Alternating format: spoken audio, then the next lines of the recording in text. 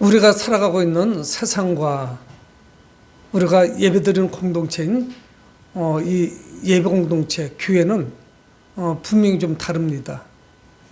믿는 사람과 믿지 않는 사람도 분명히 차이가 있습니다. 우리가 살아가고 있는 이 세상, 지금 사이비 이단이 극성을 부립니다. 여러분, 하지만 본질은 두 개, 세 개일 수는 없어요. 하나님의 말씀을 비유로만 풀어갈 수도 없습니다. 분명히 하나님의 말씀 중에 비유가 상당한 부분을 차지하고 있지만 성경은 다 비유가 아니에요. 직설적으로 말씀하시기도 하고 명령하시기도 하고 책망하시기도 하고 성경 가운데는 사탄의 말도 있습니다. 미혹하는 말도 있어요. 해야 되는 말씀이 있고 해서는 안 되는 말씀이 있어요. 세상에 살아가고 있지만 우리의 삶과 세상 삶을 이분법적으로 이렇게 풀어가기는 어렵습니다. 여러분, 우리가 매우 조심해야 되는 것이 뭐냐면 이분법적으로 자꾸 풀어가게 되면 우리는 판사 또는 검사, 변호사, 법조인 같이 돼버려요. 그래서 우리 편, 내 편, 남의 편 이렇게 자꾸 나누게 됩니다. 그래서 세상을 포용하지 못해요. 여러분, 우리가 나가서 복음을 전하는 세상은 믿지 않는 사람들이 상당수 있죠. 근데 이거를 이분법적으로 자꾸 나누기가 하면은 이거는 불신자, 안 믿는 사람. 그래서 그 등식이 성립이 되면 그들에게 다가가는 것은 매우 어렵습니다. 이 에베소 교회도 이 앞부분을 보면은 5장 앞부분에 그러므로 사랑을 받는 자녀같이 너희는 하나님을 본받는 자가 되라 말씀을 합니다. 이 사도 바울은 에베소 교회를 향해서 하나님을 본받는 자가 과연 누군지 말씀해요. 그래서 2절에서 사랑을 행하라 말씀합니다. 세상에 나가서 사랑을 행하라. 분명히 우리는 세상 사람들과 구분이 돼야 돼요. 그래서 그들이 살아가는 삶의 패턴을 그대로 답습하면 안 됩니다. 변화가 있어야 됩니다. 변화가 나타나야 되고요. 그래서 우리는 그렇지만 세상에 나가서 사랑을 행하라 말씀을 하고 있고요. 그러면서 또 오늘 본문에서 조금 전에 읽은 그 말씀에서 하나님을 본받는 자녀의 또 다른 삶을 말씀하고 있습니다. 우리는 사랑을 행해야 되고 이 공동체 안에서도 사랑을 행하고 세상에 나가서도 사랑을 행하고, 그러나 우리가 믿음의 눈으로 어떤 말씀에 집착하게 되면 어떤 상황이 벌어지면 계속적으로 세상을 정죄해요. 바리새인화 되어가죠. 그래서 말씀을 세상에 계속 적용하는 거예요. 말씀대로 살지 않는 사람들, 그래서 나쁜 사람들, 어울릴 수 없는 사람들, 이분법적으로 나가게 되죠. 그래서 하나님을 본받는 자녀의 또 다른 삶은 과연 무엇인지 말씀을 하면서 우리의 과거의 삶을 소환합니다. 우리도 어쩔 수가 없었어요. 우리의 과거도 같았어요. 그런 삶이었어요. 그런 삶을 살아갔습니다. 어둠으로 가득 찬 삶이었죠. 그래서 8절에 너희가 전에는 어둠이었다 이렇게 말씀해요. 너희가 전에는 어둠의 삶을 살았다 이렇게 말씀하지 않고 어둠이었다는 거예요. 헤어나오지 못했던 사람이에요. 어떤 소망도 없었어요. 사도 바울은 에베소서 2장 3절에서 전에는 우리도 다 그 가운데서 우리 육체의 욕심을 따라 지내며 육체와 마음이 원하는 것을 하여 다른 이들과 같이 본질상 진노의 자녀이었더니, 우리도 어둠 가운데 거했고 육체의 욕심을 따라 살았고 우리가 본질상 진노의 자녀였대요. 그러니까 우리는 그런 시각으로 세상을 보면 안 되죠. 나도 그랬었다는 거예요. 우리가 과거에는 어둠이었다 말씀하고 있습니다. 조금의 절충도 없어요. 그런데 이제는 주 안에서 빛이라. 과거에는 어둠이었고 현재는 어떠냐? 빛이 되었습니다. 빛이에요. 빛이 되었다. 이거는 뭐 어떤 다른 형용사를 붙이지 않았어요. 그냥 주 안에서 빛이라 이렇게 말씀하고 있습니다. 우리는 어둠 가운데 살았고 그리고 그 어둠의 지배를 받았습니다. 우리의 삶은 어둠 가운데 갇혀 있었어요. 그래서 그것을 빠져나오지 못했습니다. 그런데 성경 뭐라 말씀하냐? 우리는 지금 주 안에서 빛이다 말씀하고 있습니다. 예수 그리스도께서 세상에 빛이시듯 우리도 세상의 빛의 삶을 살아야 되는 거죠. 그래서 오늘 사도 바울은 우리에게 어떻게 고민해 주냐면 8절 하반절에 빛의 자녀들처럼 행하라. 5장 앞부분에서는 하나님을 본받는 자로서 사랑을 행하라 말씀을 했고, 지금 뭐냐면 빛의 자녀들처럼 행하라는 것이에요. 여러분, 우리는 빛이신 주님의 그 성품을 닮았습니다. 그래서 빛의 삶을 살아가고 있죠. 그래서 그 빛의 열매를 9절에서 말씀합니다. 빛의 열매는 모든 착함과 의로움과 진실함에 있느니라. 이거를 설명하기는 매우 어려워요. 근데 모든 착함은 무엇일까요? 사람들과의 관계에서 착함입니다. 의로움은 뭘까요? 하나님과의 관계예요. 착함은 사람들과의 관계에서 우리는 모든 착함으로 살아가야 되죠. 하나님 앞에서는 의로워야 돼요. 말씀에 순종하고 말씀에 따라 그런 삶을 살아야 됩니다. 그리고 우리는 진실함에 거해야 돼요. 진실함이 있어야 됩니다. 진실함은 뭘까요? 나와 나의 관계죠. 여러분, 우리는 살아가면서 상당히 자기에게 솔직하지 못한 경우가 많습니다. 하나님 앞에 바로 서지 못하면 자기 자신에도 솔직하지 않아요. 하나님을 속이는 사람이 자기 자신을 얼마든지 속이죠. 그거는 누구나의 경험입니다. 그래서 이것이 계속적으로 자기에게 정직하지 못하면, 솔직하지 못하면, 진실하지 못하면 그것이 계속 습관화가 되죠. 9절에 나오는 빛의 열매는 이 세 가지, 모든 착함과 의로움, 진실함, 이거는 포괄적인 것일 겁니다. 쉽게 설명하기도 어려워요. 하지만 분명한 사실은 뭐냐면 다른 사람들과의 관계, 하나님과의 관계, 자기 자신 앞에 바로 서야 되죠. 그래서 이 삶은 어떤 삶이냐? 사도 바울의 5장 앞부분에서 말씀하신 과거의 어둠이었던 그 시대의 그 삶과 전혀 달라요. 3절에 뭐라고 말씀하냐면 음행과 온갖 더러운 것과 탐욕은 너희 중에서 그 이름조차 부르지 말라. 언급조차 하지 말라는 거예요. 입에 붙이지도 말라는 거예요. 4절에 누추함과 어리석은 말이나 희롱의 말이 마땅치 아니하니 오히려 감사하는 말을 하라. 5절에서 너희도 청리 이것을 알거니와 음행하는 자나 더러운 자나 탐하는 자 곧 우상 숭배자는 다 그리스도와 하나님 나라에서 기업을 얻지 못할 것이다. 이것들은 다 뭐냐? 어둠의 가운데 거할 때 행하던 것들입니다. 아주 익숙해져 있죠. 아주 친밀합니다. 그래서 이게 이제 계속적으로 하면 아주 만성화가 돼서 어떤 죄의식이나 이런 걸 전혀 못 느껴요. 여러분, 그런데 문제는 뭐냐면 이 에베소 교회에 거짓 교사들이 들어온 게 분명해요. 그 앞부분에서 말씀하고 있거든요. 그래서 그것들이 들어와서 과거의 선으로 어둠으로 다시 끌어가는 거예요.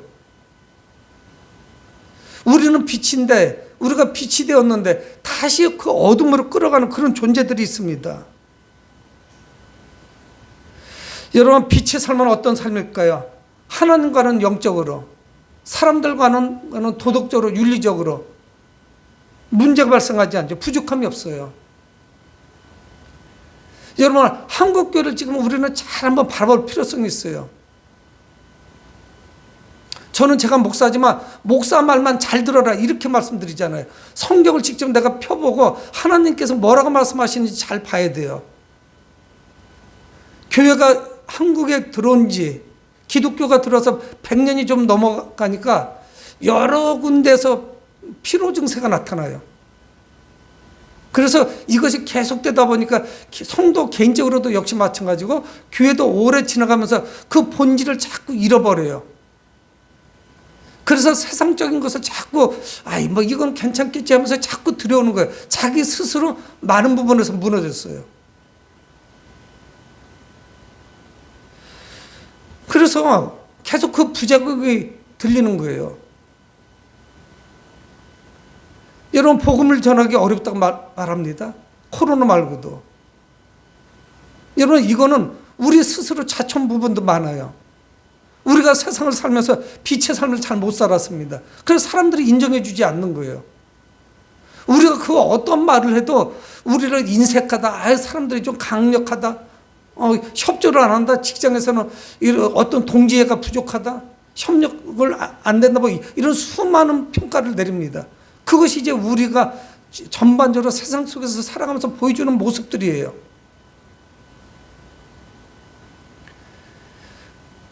여러분, 그리스도인의 삶과 그리스도 바깥에 있는 삶은 분명하게 이게 구분이 됩니다.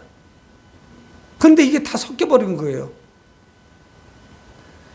여러분, 우리 교회의 가치관이 세상적인 가치관을 다 들여왔어요. 세상에 사서 효과를 본 것을 우리는 다 따라하는 거예요. 그래서 이것이 그냥 다반사가 돼버린 거죠. 우리가 그걸 못 지키다 보니까 계속적으로 허물어지기 시작합니다. 여러분, 우리 교회는 추구하는 바가 뭡니까? 복음만에 관한 거죠.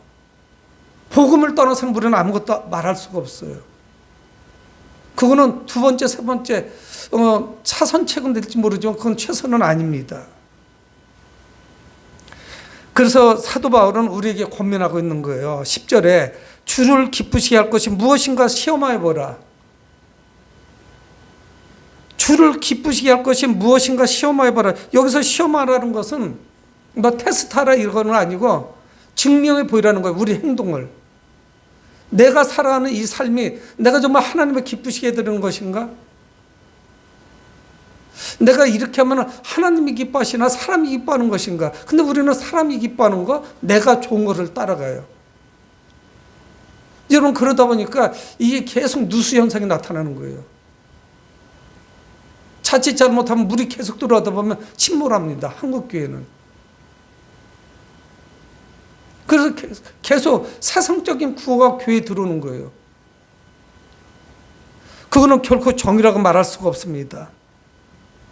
여러분, 내가 하는 행동하는 것, 이것이 과연 하나님께서 기뻐하시는 것인지, 아니면 하나님께서 기뻐하시지 않는 것인지.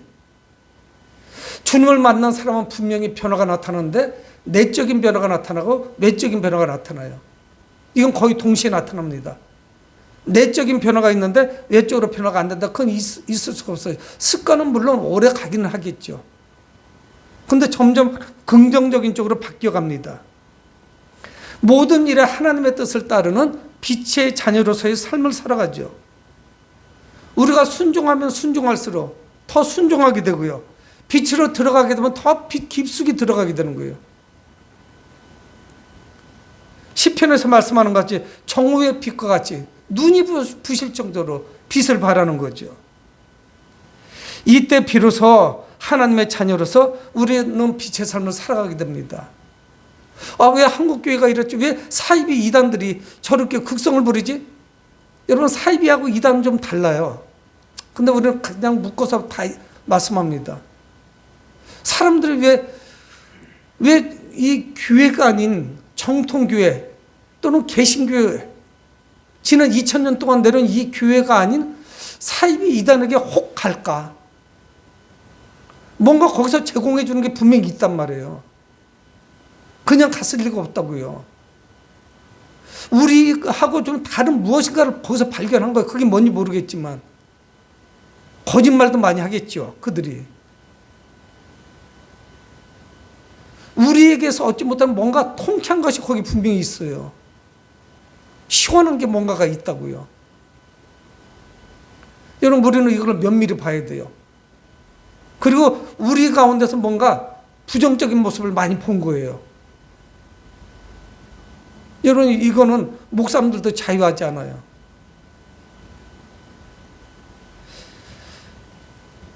여러분, 우리는 빛의 사람들입니다. 빛과 어둠은 절대로 함께 할 수가 없어요. 그게 어떻게 함께 합니까? 저쪽에 저희가 탐방동에 있을 때 제가 아주 자주 느껴요. 새벽 기도 와서 첫 번째 문을 따고 불을 켰을 때 바퀴벌레가 얼마나 많은지 몰라요. 빛을 켜놓은 순간에 막 바퀴벌레가 서너 마리가 막 사방팔방으로 막 도망가요. 다 못 잡아요. 여러 마리가 동시에 막 사방으로 퍼지니까. 아니, 사무실에 아무것도 없는데, 교회인데 거기 뭐가 있어요? 물을 쓰는 것도 아닌데 건조하죠. 그런데도 그렇다고요. 바퀴벌레는 빛을 정말 싫어하는 것을 제가 발견했어요. 다 도망가죠. 잡을 수가 없습니다. 여러분, 빛과 어둠은 함께 할 수가 없어요. 우리가 과거에 어둠 가운데 거했지만 빛으로 한번 나오면은 그 어둠의 삶이 얼마나 불편한 것인지 발견하게 돼요. 안 맞아요. 옷이 빌려 입은 옷 같이. 계속 불편합니다. 엇박자가 나요. 이 어둠의 삶은 열매가 없습니다. 그래서 11절에 너희는 열매 없는 어둠의 일에 참여하지 말고 도리어 책망하라 말씀해요. 근데 사도 바울의 그 권면이 강도가 좀 높아졌어요. 처음보다. 왜 그러냐면 열매 없는 어둠의 일. 오늘 설교 보면 바로 앞부분에 제가 잠시 읽었잖아요. 5장 1절부터 그 7절까지 나오잖아요. 근데 7절에 그러므로 그들과 함께 하는 자가 되지 말라. 어둠에 속한 자들하고 함께 하지 말라. 이렇게 말씀했어요. 근데 11절에는 책망하라는 거예요. 그런 자들을. 함께 하지 말라는 소극적, 내가 피하면 되거든요. 근데 이제 소극적인 것이 아니라 책망하라는 거예요. 그건 잘못됐으니까. 열매 없는 빛의 삶, 그 어둠의 삶. 이거를 책망하라는 거예요. 그건 다 이유가 있지 않겠어요? 그게 자체가 복음이죠. 그 어둠의 삶에 계속 거하는 것은 결국 사망에 이르지 않습니까? 그래서 오늘 사도 바울은 적극적으로 대처하라 말씀하고 있습니다. 마태복음 5장 16절에 이같이 너희 빛이 사람 앞에 비치게 하여 그들로 너희 착한 행실을 보고 하늘에 계신 너희 아버지께 영광을 돌리게 하라.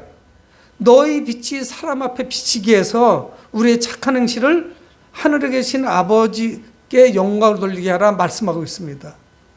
우리의 빛을 사람들에게 비치게 하래요. 여러분, 우리가 때로 침묵하거나 소극적인 행동을 보이는 것, 이거는 불의를 인정하는 것입니다. 우리는 직장에서도 내가 가는 공동체에도 어느 곳에서든지 내가 그리스도인이라는 것을 당당하게 밝혀야 돼요. 제가 저희 엘리베이터 안에서 저보다는 몇 살 아래인 것 같아요. 뭐 보면은 그래서 이분이 예술을 하는 분인지 체격도 참 좋은데 머리를 좀 여성들 단발머리 같이 이렇게 길렀습니다. 근데 제가 늘 타면 인사를 해요. 그러면서 제가 그분한테 늘 하는 인사가 있습니다. 평안하시죠? 이렇게 인사를 해요. 평안하시게 보내시죠? 뭐 조금 말은 좀 바꾸는데 늘 평안을 제가 이야기해요. 근데 그분이 좀 민망스러워요. 제가 나이가 더 많은 제가 늘 먼저 인사를 하니까. 그런데 그분이 한 번은 엘리베이터에 둘이 있는데 이야기를 하더라고요. 제가 평안하시죠? 하는 인사를 한 번도 받아본 적이 없는데 너무 좋아요. 이렇게 이야기를 하더라고요. 부인하고 같이 탈 때도 있고 둘이 만날 때가 상당히 많아요. 가장 많이 만난 것 같아요. 그래서 그분이 어느 날은 저한테 목사님이시죠? 하더라니까요. 저는 목사라는 얘기 안 했어요. 혹시 제가 잘못된 모습을 보일까 봐. 뭐 그거 볼 수 있지 않겠어요? 사람들이? 그리고 때가 되면 뭐 이야기할 수도 있지만 제가 목사입니다 이 얘기를 못했어요. 근데 그분이 목사라는 걸 알더라고요. 가방 들고 넥타이 메고 출근하니까 그래서 그런 건지 그건 모르겠어요. 언어 한마디, 행동하는 거 한마디, 이거 정말 중요하다. 보고 있잖아요, 누군가가. 빛을 비춰야 되는데 오히려 어둠에 영향력을 미치는 거죠. 그래서 뒤통수가 따가워요. 조심해야겠다. 여러분, 어둠 속에 있는 자들은 어떠냐? 그래서 정의를 했어요, 사도 바울은. 12절에 그들이 은밀히 행하는 것들은 말하기도 부끄러운 것들이라. 정말 뒤통수가 뜨끈뜨끈한 거죠. 사람들은 다 보고 평가를 내리지 않습니까? 이 사람이 옳은 행동을 한다, 바르다, 아니면 잘못됐다, 정직하지 못하다, 이거 다 봅니다. 근데 이 어둠 안에서 행하는 모든 행동은 정말 더럽고 추한 것이에요. 부끄러운 것이라고 말씀하고 있습니다. 어떤 유익도 없어요. 하나님의 영광을 가립니다. 여러분, 성경은 믿음 생활만 잘하면 돼. 11조 잘 드리고 예배 잘 드리고 찬송 잘하고 기도만 많이 하면 돼. 이렇게 말씀하지 않고 있죠. 우리의 행동에 대해서도 말씀합니다. 삶이 분명히 변화가 나타나야 되죠. 이 부끄러운 일들조차 이 빛으로 인해서 모두 사라져요. 우리가 빛으로 나타나면 이 부끄러운 일들은 하나씩 한 번에 바뀌지는 않을 수는 있어요. 근데 우리 믿음의 선배들이 지난 19세기 한 130-40년 전 이때부터 우리 믿음의 선배들이 이루 말할 수 없는 이 대한민국에서 또 대한제국에서 조선말에 정말 긍정적인 영향을 미쳤습니다. 근데 지금 점점 그리스도인들이 많아지면서 질적 양적으로 성장이 못 미친 것 같아요. 여러분, 이 빛이 우리의 삶으로 세상 속으로 들어오면은 세상의 어둠은 다 사라져요. 여러분, 아무리 큰 공간도 밝기의 차이는 있겠지만 하나의 불만 켜도 환해져요. 촛불 하나만 켜도 식별이 가능해집니다. 여러분, 이 세상에 어두운 것은 여러분 우리의 잘못이 누구를 탓할 수가 없죠. 어떤 때 속상해요. 국회의원 중에 3분의 1이 그리스도인이라고 합니다. 그렇잖아요. 근데 이거는 뭐 어느 당을 지칭해서 말할 것도 없어요. 여당 야당 다 똑같아요. 장로님이라는 분이 또는 권사님이라고 하는 분이 막 상대방 당을 공격하는 거 보면 저 사람 그리스도인 맞아? 제가 막 섬찟한 거예요. 그리고 왜 우리 장로님이나 권사님들 높은 직분을 받은 분들은 말도 그렇게 거친가 몰라요. 사랑을 찾을 수가 없어요. 상대방 당을 완전히 깨부수겠다는 그런 식으로 작정하고 이야기를 합니다. 저분들이 저 국회에 가서 정말 빛과 소금의 사명을 잘 감당하면 한국이 이렇게 가지는 않을 텐데 그런 생각을 하죠. 여러분, 이 빛으로 인해서 어둠은 적나라하게 드러나요. 어둠은 물러갑니다. 당연히 물러가죠. 그리고 우리는 빛을 통해서 이 어둠이 빛으로 나오게 해요. 환하게 비추죠. 그래서 13절에 우리의 사명을 말씀하고 있습니다. 그러나 책망을 받는 모든 것은 빛으로 말미암아 드러나나니, 책망을 받는 모든 일들, 부끄러운 일들, 어둠의 일들, 이런 것들은 빛으로 말미암아서 드러나요. 드러나는 것마다 빛이니라 말씀하고 있습니다. 여러분, 현재는 어둠이지만 이 빛의 속성이 뭐냐면 사방을 환하게 만들어요.